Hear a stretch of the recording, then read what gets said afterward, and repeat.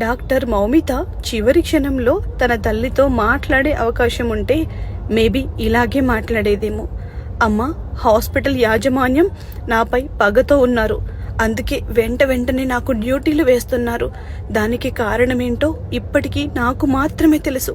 కానీ తొందరలోనే మీకందరికీ తెలియాలి అనుకుంటున్నాను. అలా వెంటనే డ్యూటీలు చేయడం వల్ల ఒళ్ళు బాగా అలసిపోయింది. మధ్యరాత్రి 2 గంటల తర్వాత డ్యూటీలో ఉండగానే కొద్దిసేపు నిద్రపోవాలి అనుకున్నాను. అందుకే సెమినార్ హాల్కి వెళ్ళాను. సెమినార్ హాల్లో చూస్తే ఎవ్వరూ కనిపించలేదు.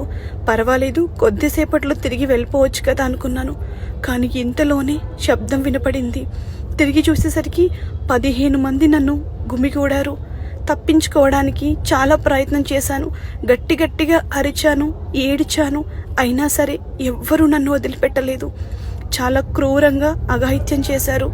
అలా చేసేటప్పుడు వారికి సహాయంగా నా తోటి డాక్టర్ కూడా వాళ్ళతో పాటే ఉంది. అమ్మా, పండక్కి ఇంటికి వస్తాను, మీతో పాటే ఉంటాను అనుకున్నాను.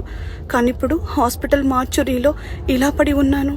నా కోసం బయట ధర్నాలు, ర్యాలీలు చేస్తున్నారు. ఎంతోమంది నాకు సపోర్ట్గా ఉన్నారు. అయినా సరే న్యాయం జరుగుతోందన్న నమ్మకం నాకైతే లేదు.